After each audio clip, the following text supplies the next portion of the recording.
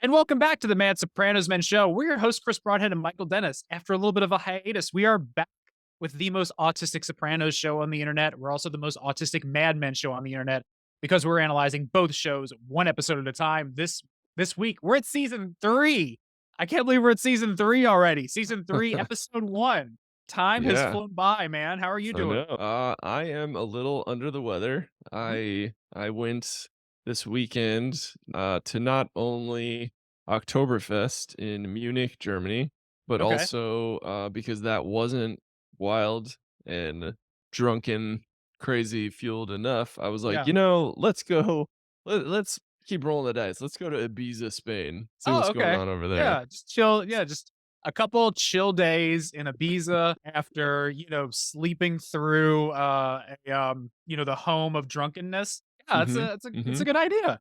Yes, Yeah, yes.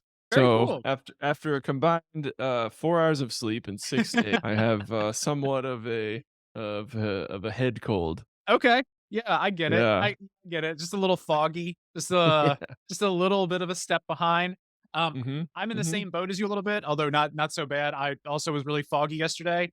That's because on Wednesday night, I was up all night because Nova just barfed like 17 times. I My feel her my pain. I was yeah, right there. Did my she she was full steam ahead.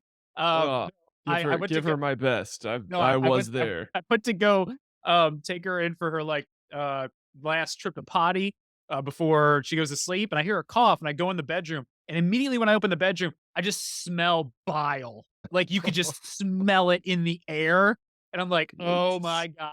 And I go over to reach for her, and before I even touch her, you could feel the warmth of all the barf that had just come out of her before I even got there. I was like, "Oh god, oh god, oh god." Pull her out, throw her in the tub, go back in. I haven't seen a little kid barf this much like food in a while. Normally there's like some liquid, there's some stuff, but it's all over the bed. It's all over the nightstand. It's in everything. Long story short, she does that like 4 more times between 10 p.m. and dawn. So it's like just this constant cycle of she barfs, clean her up, lay there with her with like a bucket, hoping to collect it, you or her fall asleep and forget about the bucket, and then she just vomits all over herself. Repeat process. No. So that was our Wednesday night. So Hmm. yesterday, I had a little bit of work to do, and I had a call with I had like an interview with a potential client phone call, and the whole day I'm just like I can't type anything, and then I'm waiting for the call with the client, and they just forget about it and stiff me. But after like 15 minutes, I'm like, oh thank God I didn't have to talk to anybody today. Oh my god, my brain is absolutely nothing. But just as much fun as Ibiza and Oktoberfest. Yeah. Helping a young woman with her stomach maladies. Her stomach No. abnormalities, and it keeps you up till dawn. It's just And it's you're up just till like dawn. going to Ibiza. It's pretty much the same thing. Before we hop into season 3, I noticed something when I was swapping out the DVDs and Blu-rays for these shows. These are the discs for season 3. Whoa. Feeling so fucking disgusting. No, Mike, that is a mere coincidence that just happens. A lot of shows have split white covers with the title in red. Yeah, with title in red, with episodes listed. I opened those up this morning, went to go watch them, and I was like, "What the hell?" Dude, I've realized that we maybe should have titled this show uh Matthew Weiner's Unconscious Matthew because Weiner's unconscious uh synchronicities. yeah, because anyone would do their due diligence when writing a top tier TV show. Like, he may have even worked on some of these episodes Yeah, to he some degree, but yeah. but you're going to go back and review them from a very like nuts and bolts, like molecular level.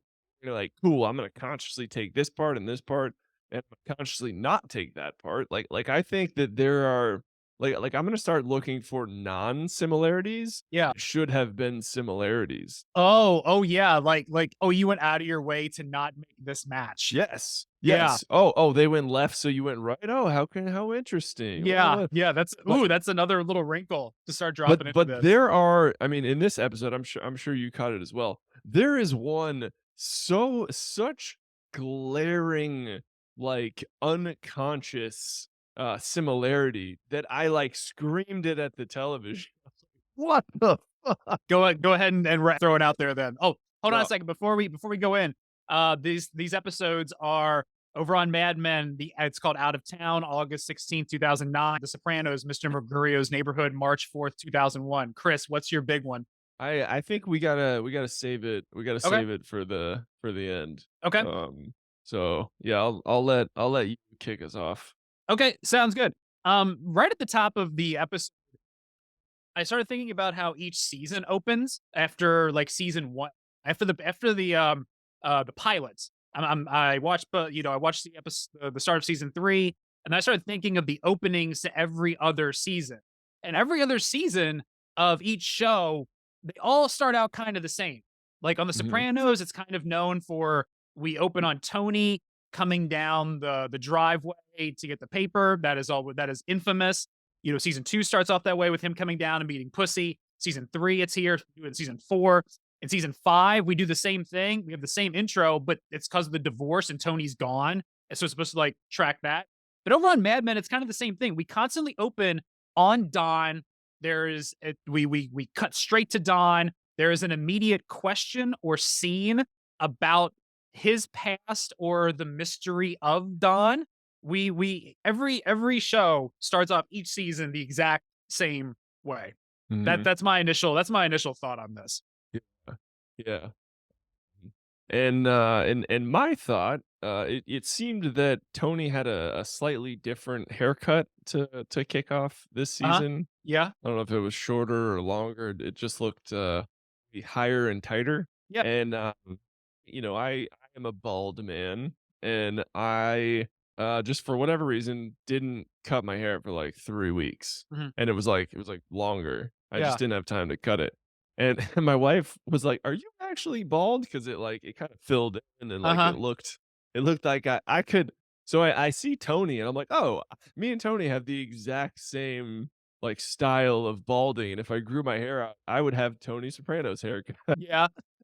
Chris, would it be Tony's on top for you, but then would the sides for you be like it was when I first met you, where it's Just just like Yeah. Krusty the Clown. It's Troy Polamalu, like, that comes out this way, but then there's just, like, a Um, bad comb over on top. yeah, I Yeah, I just don't like know. Krusty. I haven't had hair in so long, so it's tough to say. I think it straightened out a bit, so Yeah, maybe I'll grow it out for a later episode, and we'll see. yeah. Funny you mentioned that because I noticed that too. Don has a new haircut in this episode. Ooh. You can really tell, especially in that scene, where him and Roger no, when he goes into the office with, Bert and them to fire the other Bert Peterson, you can kinda the same thing. You can tell the sides are a little bit tighter, and it's just a little bit more fluffy on top than it had been. So maybe that was part of the Mad Men writers' room for season three. It's like Tony had a fluffier, tighter haircut. We also have to do that for Mad Men. Yeah, yeah. And I think that the the writing is stronger. The structural writing and storytelling devices in Mad Men is stronger in this episode than it is in Sopranos. Like Sopranos, the feds have been chasing Tony since before we started watching the show, as far as we can tell. But the device they use to just, like, catch us up on every character is so obvious and kind of, like, pedantic and pedestrian. I'm like, "Oh, cool, like, this is why we know this, because a fucking Fed is standing outside of Meadows' Yeah, college dorm room, or, like, yeah, following AJ around as he goes from skateboarder to football player." yeah, yeah. It's so paint by numbers. You're like, "Cool, dude, I know exactly what's gonna happen for the rest of this fucking episode." Yeah, it is very paint by numbers. Kind of getting back to just the overall So I quality. that to say that, I think my, uh, conscious dissimilarity is that Matt Weiner was like, "That's annoying. We're not gonna do that. We're not gonna find some stupid, uh, plot device Yeah, to catch yeah. up with all of our It's characters." a literal plot device. It's a device that is It's built. a lamp. Yeah, it's a lamp. It's a device that all the conversations around it catch us up on everyone. A literal plot Yeah, device. Yeah. yeah. Yeah. Yeah. That both metaphorically Mhm. and literally catches us up on what every character is doing. Yeah, it's almost like a talking stick that's been passed around a group, and whoever has it gets to bring everyone up to speed on what my character is doing. It's Yeah. like, "Oh, here you go, you get the lamp. I'm at college now, and my roommate's a drunk. Here you go. I like to skateboard, but I also want to play football. Here you go." I like scantily clad tennis women. Yeah, yeah. That's the only guy that in the that's the only Fed that I like. I hate the Feds. I hate the Feds in this episode. I hate the Feds throughout this series. They are petty. They're stupid. I also have a problem in general with how they're trying to get Tony, and I'll apply this to the entire. I just realized something. So on Sopranos, they're trying to get Tony. They go and they build this device to put it in his home because they literally can't. They have the entirety of the world, everywhere in the world, to track him to try and prove guilt, and they can't do it. So they literally have to break into someone's home and record your most private conversations. I think that's a cop out. You have every place on planet Earth to prove that I'm guilty, and you can't do it. Yeah. It's like having to. It's like, oh no, we can't prove you're guilty. We're gonna read your mind and prove that you're guilty. So then Yeah, that yeah. compare that over to Mad Men, where there's that whole scene where they're talking about being um tax guys for the feds, and that's how Mhm. they got Dillinger. And that's how I felt about Dillinger too. Like he's supposed to be the biggest gangster in the entire world. You couldn't prove a single crime, so you got him on tax evasion. I think it was didn't wasn't it Jimmy Hoffa? I was no, because Hoffa got killed. Hoffa got disappeared. Okay. I thought they said Jimmy Hoffa, but you might Was it be right. Hoffa? Was that who Yeah. they were going after? Yeah. But they were trying to find his money, I guess. He Yeah, had a bunch of missing money they were yeah. tracking down. Yeah. But for a guy who's Um, supposed to whack people and commit crimes, that this is where you have to go. yeah. I hate that. I think that should be illegal. I think what they do to Adriana in season 4 and 5 is evil. Yeah, well, I I think that's the point of a lot of these shows that or shows and movies like that. That was the point of Public Enemies yeah, with John Depp and John Depp. Patrick Bateman. They were like, yeah, these bank robbers are definitely killing people and stealing shit, but like these feds are just blowing them away like without a second thought. Yeah. Um, but yeah, to add on to your point, like I'm watching this with Erica, and she's no bird law expert, and she's like, what the fuck? Why would they give them that that warrant? Like, there's no Yeah. judge in the fucking universe that would authorize that. Yeah. Is And that a real I've always wondered if that's a real thing because I know for a lot of the plot devices in Sopranos, they pulled stuff from real mobsters and stuff they like recorded mobsters saying. I wonder if that's something they've done. I if I had a few more minutes, I would have looked into that. But yeah, yeah, yeah, it's so questionable. It's so invasive. It just leaves me grossed out. yeah.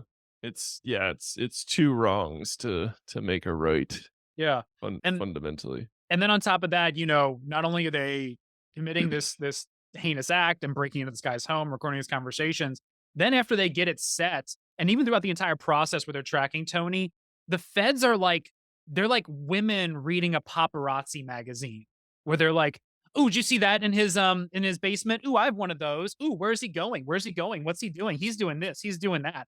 And every now and then, like when it comes to the water tank or something, they'll get all snarky and act like they're somehow better than him because they found like a chink in the armor. It's all so petty and weird. They're really gross. They're real gross. Yeah. I have a question for you. So, kind of the main Fed, uh, Agent Harris.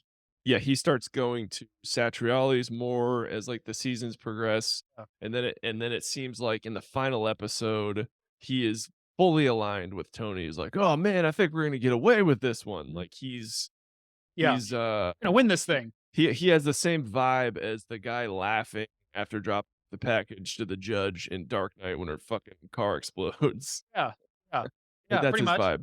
At what in this scene is he already in Tony's pocket? I think they start to establish that in season 1 when they bring Tony in and play the recording of his mom and Junior talking, they keep cutting to Agent Harris, and he doesn't look like he wants this. And Mhm. he's just he's very squishy about it. And they do a good job about that throughout the series of just showing kind of how uncomfortable Harris is with all the attempts they're doing and all the stuff they're doing to the Soprano clan. And I think over the years, he just becomes sympathetic to Tony. And then when he gets transferred over to like anti-terror and he's dealing with all that, he's coming to the conclusion of like, yeah, maybe these guys aren't that bad. There's worse criminals here and worldwide. Maybe we should. I don't even know if he's in Tony's pocket. He just comes around to his side Yeah. because we never have any indication that he's getting paid by Tony or that there's anything like Mhm. that. Yeah. But I think that guy makes a turn inside of himself. Yeah, because that's been I actually just recently finished a full I had not seen the full Sopranos. I had seen like the last season or so. And we watched it and finished the last episode. And I was like, oh shit. Like I never realized that guy was like basically on Tony's side. I thought he was like kind of neutral Yeah, to like on his side, like, yeah. kinda skewed slightly not to his side, but, like, wasn't trying to fuck him. But then I was like, "Oh, shit, like, when did that happen?" So I've just been trying to watch his kinda subtle, There was like reactions. yeah, there was like a chart and like a spectrum. Like he starts off here in season one, and then just slowly kind of keeps getting nudged that direction. And then you find Mhm. yourself in like season six, A and B, and he's just totally, totally on Tony's side. Yeah, yeah. So that's fun to, keep track of. Yeah. Um, Yeah. hold on. Okay, so, watching these shows back to back and comparing and contrasting them, I notice shit that I fucking never noticed. I've seen this episode 5 times, like a minimum, probably 10. And it's like, where does Dick's name come from? It Yeah. comes from the whore who pledged to cut his dad's dick off if she got pregnant. That's where his fucking name came from. Yeah. Yeah. Even haven't you heard I'm a whore child? Yeah. In every And way, my shape, and name's form. Dick. Yeah. Yeah. Uh, I Um, was like, good God, that is amazing. it wasn't really until like the third or fourth time that I saw this that I did all the math um, about his birthday and the driver's license and all that taking place in one day. And when he's with the girl and the flight attendant in the hallway, she's like, "Let me see your driver's license." He's like, "That wouldn't help." And then I think that's a great connection, but it also lines up perfectly with the facade they put on for her because you could be like, "Oh, his driver's license fake because he's a federal agent. It's not Mhm, real." So she mhm. that line from him doesn't pull up any red flags in her brain at all. Yeah. All right. I can't. We're gonna end the lead and All right, let's go. just talk about it. All right. So, uh, there is some like it has to be unconscious because I think Matt Weiner would have consciously not done this. But both of these episodes are built around the feds and a character's birthday. Whose birthday is it in The Sopranos? Patsy. Yeah, the Patsy. the Patsies. Whose birthday is it in Mad Yeah. Men? Yeah, Done. What fine. are they both sad about? Death. Death. Death Death. of who? Yeah. Death of who? Brothers. They're fucking twin. They're twin. Yeah. What the fuck? Yeah, really good. Are Really you good. fucking kidding me? I had another kind of version of that. Hold on, where is it here? I had another version of that too. Each episode is about trying to plant a device clandestinely. The Mhm, feds and Tony and Sal and the bellhop. mhm, Yeah, but you're absolutely right, man. There, the fact that Don ends up being a Fed and everything related to that. We have Tony in the who is Fed investigating a mobster.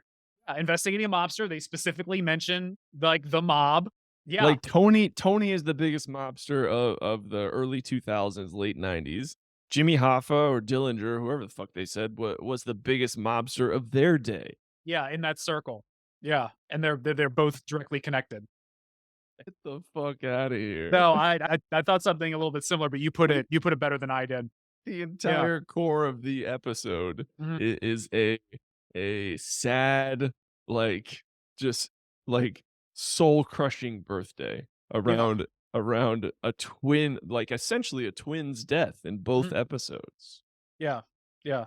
The fuck out of here. These are we're just pulling at straws here, man. This is a Let me see here. Another scene, a scene I thought, I don't know where did I put it. Characters. Oh, there's also a scene where characters see something that they shouldn't slash they walk right into. The feds Mhm. and Patsy in the backyard. Don with Sal in the hotel. Ooh, yeah, something very, like, revealing Yeah, and potential and whackable. yeah, Patsy could get whacked and Sal, that's what I was telling Eric. Eric's like, "Who cares if he's gay?" I'm like, "Are you fucking kidding me? This is the '60s. If you're gay, you're like your career is done. You are whacked." yeah. They're just gonna whack him. Yeah, Yeah, yeah, and they both oversee a potential whacking in multiple yeah, different directions. Yeah. a whackable offense. Yeah, yeah. I had another one here.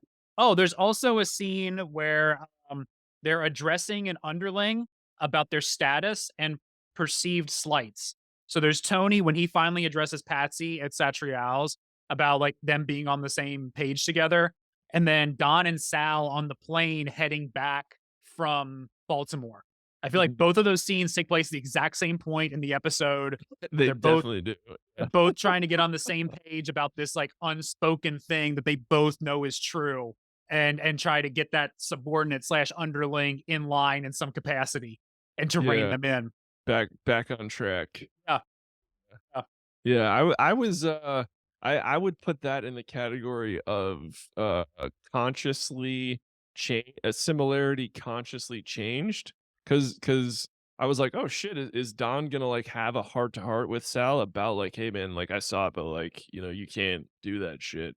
But he did it, in his tone and not with his words. Tony did it, like, with both tone and words. Yeah, yeah, there's no as I've texted you a couple times, I love the line subtext is for cowards. Tony doesn't use any subtext. It's just, "Are you on this team? If not, we're gonna have to take it back and whack you."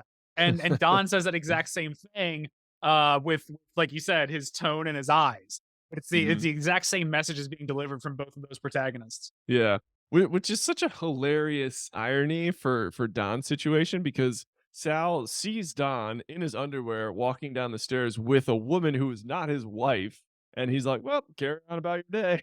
Yeah, nothing there. Like, No, it never once crosses, 100% okay. yeah, Sal nowhere in Sal's brain is like, "Wow, I can't believe it," or, "Does his wife know about this?" or, "Should I tell his wife?" No, it's just, yeah, there's Don, and the guys even hint at that when they get Uh, back to New York. Harry says yeah. something like, Tra" but getting back kind of, on a different topic, I like the recurring theme throughout Mad Men of Bert Peterson and them firing Yeah. him and him being terrible, and at every single step, they just hate him, and he shows why you would hate him in, like, every Yeah. scene that he's in. Um, I just love how that whole scene develops where it's, "Hey, yo, you guys are firing me? Boy, this really stinks." They're like, "Well, we wanted to wait because your wife had cancer. We wanted to be decent to you." And he's like, "Wow, that is decent of you. Thank you very much." And then 10 seconds later, he's just a total ingrate and asshole about it. Like, yeah, you coulda just yeah, no, they were nice to you about it. Like, yes, nah. Yeah, man, where was that? And then it happens later on. I love later on when Roger, like, revels in the fact that he gets to fire him again. I just really enjoy that. Yeah. To kinda piggyback on that, there's that scene in Mad Men where it's probably, like, 3 minutes in, and we get, Bert and Lane is now introduced. This is the scene with introduced Lane, Mhm. Rod fire Bert Peterson. Over on Mad Men, I feel like that exact same moment is the scene where they're all at Satrial's at the beginning of the episode, and we're getting caught up with everyone, and that's where we find out about Patsy, the twin, and we have that whole, like, table setting conversation. Like, there those that scene in Cooper's office, that scene in Satrial's with the team, they're talking about a character who's on the outs. They're setting the stage for everyone. Those two scenes felt very parallel to me too. Yeah. Yeah. I agree with that. I think, now that you mention it, I think there are, um both conscious and unconscious themes of twins in these episodes. I think, you know, Matt watched this and he's like, "All right, cool. Like, twins, I'm gonna consciously steal that. Well, maybe they might actually both be conscious. I'm gonna consciously steal that for Don, the birthday twin reminder, Yeah. and I'm gonna consciously steal it for, uh, maybe perhaps that is why he chose for Ken and Pete to both have the same role Yeah. to Yeah. be, what they're twins and only one will survive. Ooh, yeah, that's pretty good. Yeah. That whole thing with Lane in the office putting Pete and Ken against each other, that felt very Tony to me. That Yeah. felt very I'm gonna manipulate you guys. I'm gonna see who comes out on top. That felt like a very Tony Soprano move. Let's see here. Also, each episode has a scene where the team hangs out and they commiserate and drink. Once again, the scene over lunch at Satrial's at the table, and then over on Mad Men, the show episode pretty much ends in the office with everybody coming into Don's office and just kind of chilling. Even Bert comes in and starts drinking and hanging out. Yeah. I like that scene. Yeah, and I like the different power Yeah. dynamics. Like, there's Roger and Don, and Roger comes in and helps himself. And then Pete shows up and he's about ready to complain, but then he sees Roger there and he knows he can't do it. And he's like, "Oh, I'm just so honored that you chose me." And the Roger's just like, "Whatever, dude." Like, you lying sack of shit. Dude, my some of my favorite moments in Mad Men are just the way that Don handles Pete. Like, Pete is such a whiny bitch sometimes, Mhm. and Pete's coming in and Don's just like, "Yes?" And Yeah. Pete's like, "Oh, Yeah. No, you've mentioned a couple times about just study Don and how he handles people in mhm, business, and that's what you should do. Like, just go mhm." do that. That also works for kids too. Like Don's approach for whiny children, like, and Pete works for children. It's Yeah. like this steady sort of, well, I knew you could handle it, or when they're or they're about to go off, you're just like, okay. Yeah, you just don't play into their meltdown or No, no. their I've fantasies. I've said numerous times, and I'm not saying that my wife is a child, but there have been numerous times over the years where she's freaked out. I'm like, I'm not matching your level. I'm just not. That's just not what I'm gonna do. I'm not giving you that. And it works for kids too. So many valuable creative and life lessons we're gaining. Exactly. Yeah. Just sit back and These be Don. Just uh-huh. Uh-huh. Uh-huh. All right. Yeah. Have a good one. Um, yeah, I have some silly ones that I will share. Both mention accounting in them. Patsy does accounting on the sports betting, Oh yeah. and Don tells the stewardess that they are accountants. Yeah. Good Why little does he tell catch. him that? I don't know. Is it because there's accounting Sopranos? Probably. Oh, there's also a lamp on Don's desk, and Oh, there's a lamp in the basement of the Soprano oh house. my God, Matt Weiner, you are on notice. You are busted, sir. Yeah, everyone's gonna know you're a phony now. Honestly, I feel like oh, it would if I was Matt Weiner, our show would piss me the fuck off. Oh, But me too. it would also tickle me to no end Yeah, that yeah. two guys love one and a half of my works enough to analyze it this deeply and enlighten me to things that I'm probably not even conscious of. Yeah, well, I always go back to that line where it's like, "You may not have noticed it, but your brain did." Yeah, And that's, and also this entire show and this entire exercise, as much as we talk about wanting to get to, like, the heart of narratives and storytelling, I think we're also touched on just what is the nature of coincidence, and synchronicity. And yeah, I'm not to toot our own horn here, but, in spite of all this and the good stuff we come across, we're not taking each other that seriously. I mean, I come across other analysts who do, I don't think nearly as interesting stuff online. They're deathly serious about what they're analyzing and then what they're bringing to the table. I think you and I have a little tongue in cheek approach to all of this. Uh, You yeah. know, And at the same time, it's like, what are the fucking odds? yeah, yeah, Like how many times you gotta flip a coin for these two things to happen episode? yeah, Like, exactly. probably Yeah. a lot of times. A lot of fucking times. Yeah, but when you look at, like, the totality of the series, how many episodes there are of both, and then, we find similarities in an episode where there are no other mentions of that thing anywhere in the entirety, but it's in episode 3 of season 2, and it is hammered home 19 times and never mentioned again. Like you said, Uh, I flipped this coin. It's not just I flipped the coin and it landed on heads 4 times in a row. It's I went I got to marker number 5, and then I flipped it 10 times, and it came up Mhm. 10 in a row.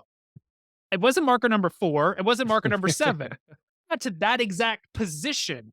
Yeah, It's like, "Oh, I rolled 6 9 times in a row after I landed on boardwalk." yeah, yeah. I It's rolled 6 times in a row on the game. No, I went to boardwalk, and then I did it. yeah, it's, increasing or decreasing the chances, massively. If this were a parlay I was building inside of, like, DraftKings, where so many things have to happen in a game where now you're exponentially increasing the odds of all of those hitting and that bet hitting.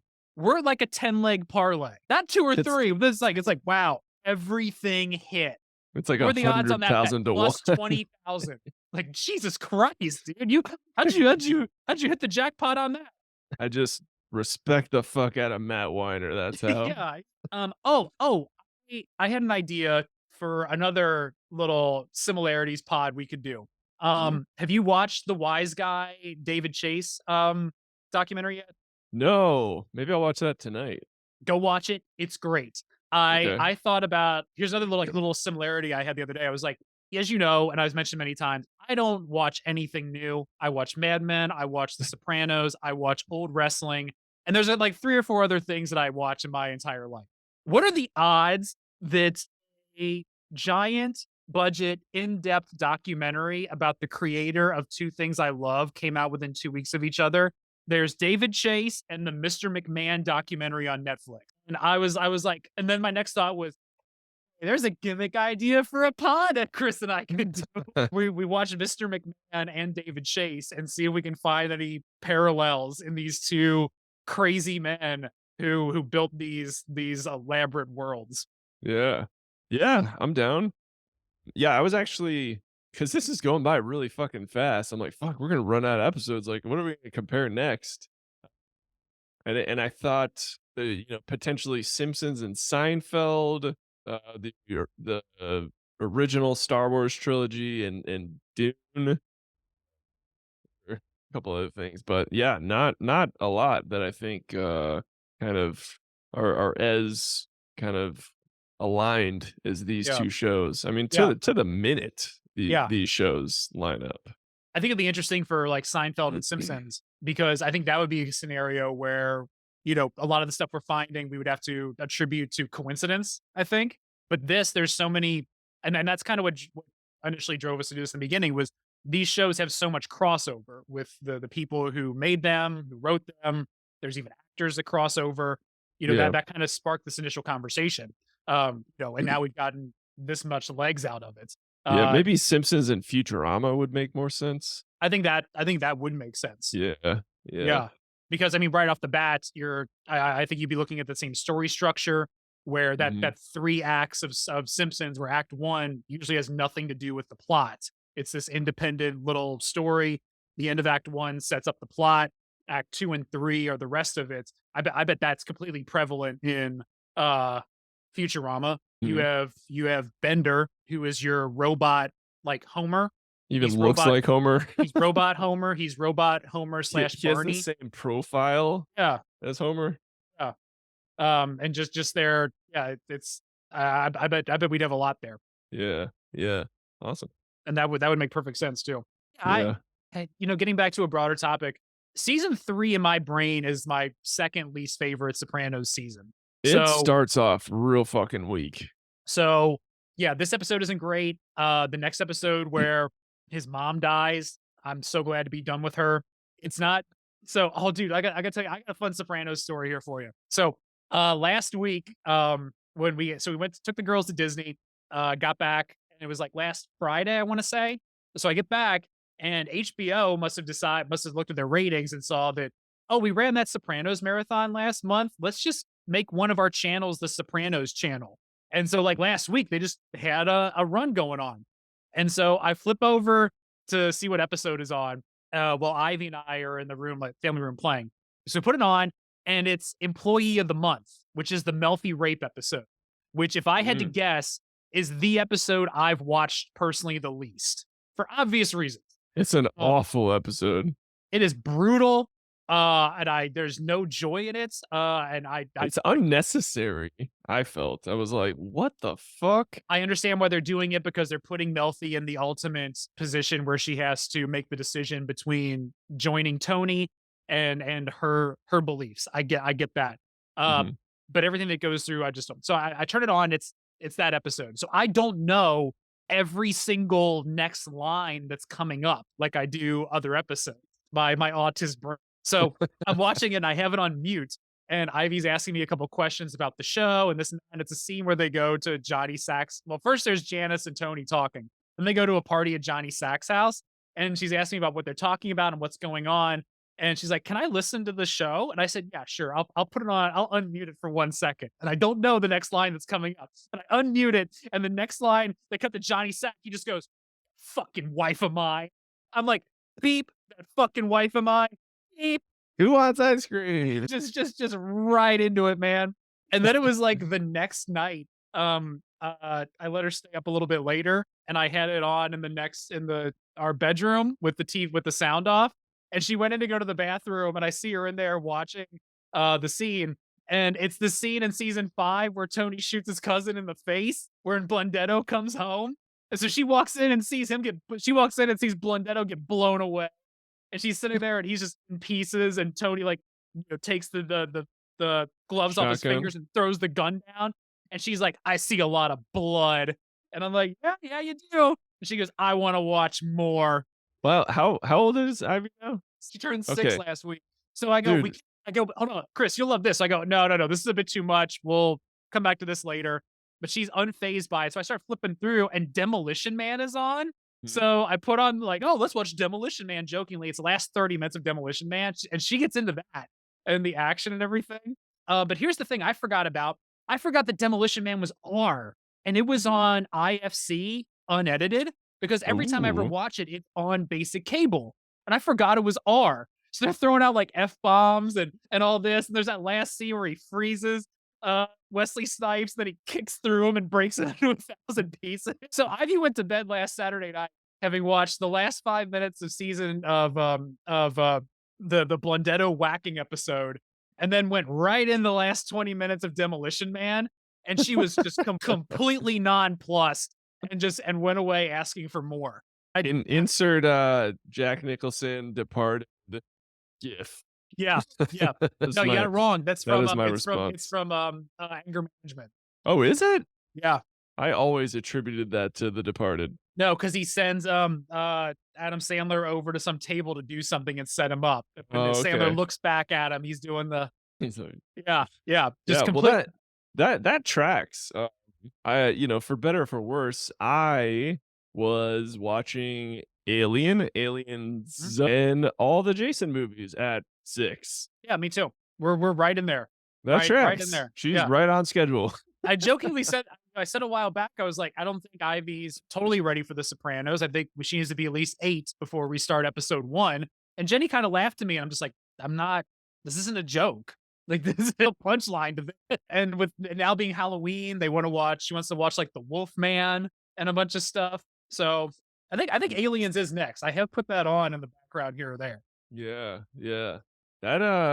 That, I mean, that fucks with your unconscious Yeah. because those are clearly creatures from the deepest, darkest, ugliest, scariest parts of our unconscious that H.R. Geiger was somehow Yeah. brave enough to Yeah. bring forth. So last week at Disney, Ivy's ridden plenty of rides before and like Haunted Mansion and that stuff, but we went into the Haunted Mansion at Disney and there's that room at the very beginning where the ceiling starts to grow and like Mhm, your actual physical space changes and that freaked her mhm, out where other mhm, rides haven't. And I was thinking about it, I was like, when you're on a ride and you're watching stuff like take place, you're in the car and it's happening over there. It's kind of like a TV, like you're protected. But I was like, I don't blame her for being freaked out. This is a chance in her life where her actual reality got bent and like the world around her was instantly reshaped and that freaked her out. I was like, yeah, this tracks. This tracks for me. wow. I'm Dude, not that's gonna give any shit amazing. about that. That's amazing. Those were such, like, if you're looking at, like, the kinda pie graph of like impactful IP in my life, it's like it doesn't get much bigger than like age 6 aliens, age 6 alien, age 6 Jason. Like Yeah. that like forever altered the state and direction of my Yeah. life. I was like, oh, Yeah. It got to you well before that cement hardened oh, and planted its flag right in the middle of it. It wrote its name in the cement in your brain. any chance at not being a weird film artiste is out the window, I good know. sir. Yeah. You have seen things. And I think Ivy's the weird film autistic in her. That's good. She'll still be allowed to make films when she's come of age. Any other completely coincidental similarities in Yeah, this one? yeah, I just have a couple more silly Yeah. ones. Both have characters getting drunk and making rash decisions. Patsy peeing in Tony's pool and the stewardess throwing herself at Don. I also thought about uh Pete getting drunk and just like complaining and crying and saying he was gonna like quit. Like when his wife comes to visit him. Because he's clearly like Yeah, drunk there. And he's just, I'm gonna quit. Yeah, yeah, we have characters getting drunk and like whining and complaining. mhm, yeah, Patsy and Pete, yeah. our peas, our drunken peas. And poor Trudy, man, like, is there I feel you can make a case she's the biggest victim in this show. Because She's I've said such, like, numerous a times, lovely woman. every time Pete does something and says something horrible to that lovely woman, I want to go into the screen and beat him to death and take her as my own wife. And she is, like, just absolutely perfection. She is stunning. She Yeah, she is, uh, close to the brunette equivalent of January Jones. yeah, yeah, and it's still not good enough for Pete. Um, I have both episodes have giving in to deep, deep forbidden desires. Sal and the bellman and Patsy pissing in Tony's pool. Yeah, And I should say deep whackable desires. Well, I no killing. I'm sorry, Patsy killing Tony. He had a gun at first. yeah, Yeah. because I mean, is Patsy dead by sundown? If Tony or Georgie sees him out there? I think they just shoot him in the back of the head right into the pool. My only concern is that the only reason they wouldn't do that is because the maid is there. Because they go Yeah. downstairs to talk when the maid's like dusting, and Tony's like, let's go downstairs and talk. I think the only thing that keeps him alive is the maid. And even Mhm. then, they just walk outside, they club him about the head with like a stick and carry him to the car. And then that's just the end of Patsy.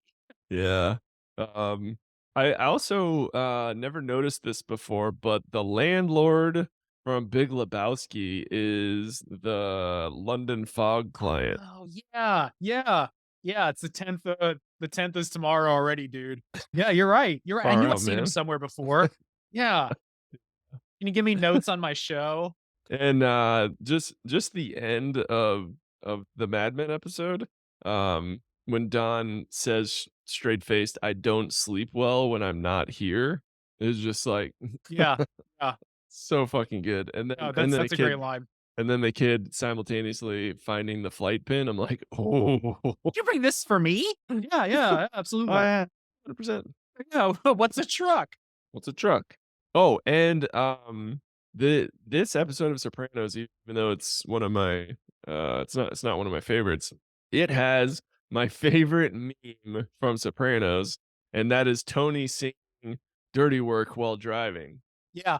I thought you were gonna say, the one where Tony comes around the corner in the car with the feds right there, and you see it from the feds' point of view, and he just drives by and gives them. Yeah, that one that's great too. That's a little topic I wanted to mention here. Not only are they awful, and I can't stand the feds, and they're borderline evil, they're bad at their jobs. They constantly get made by Tony. Like they're like every single time he drives by, he's talking to him, he's directly addressing them. Can you guys go get a different car? Like, how fucking bad are you at this? The plan, Yeah. even with this, their plan ultimately fails Mhm. when one thing happens at the Soprano house, they're all left scrambling and played for complete fools. Like they're evil, they're manipulative, and they're bad at their job. Yeah. Oh, I thought the music choices in this Sopranos episode were, like, very, very odd. Yeah. They did some mashup of, like, the generic, uh, spy theme song from some movie from the It's '40s or it's it's it's '50s or it it '60s. it's the Peter Gunn theme from, Blues Brothers. Okay. It the Yeah, dun but dun dun it's dun in dun Ace dun dun. Ventura, and then they mashed it up with, it's either Sting or The Police, I'll Be Watching You, and I was like, "Why?" Like, that's just such a fucking generic both of those songs are, like, incredibly overused. I agree with you on that. I'm with you 100%. The reason they did that, and I've, is the message of it's the feds. They're always watching you. Those songs like have a similar beat to them. I've come across articles and reviews of this episode where people were like, "Who's the genius that thought these two songs went together? Because they do perfectly." I'm kind of like you, just like I don't care.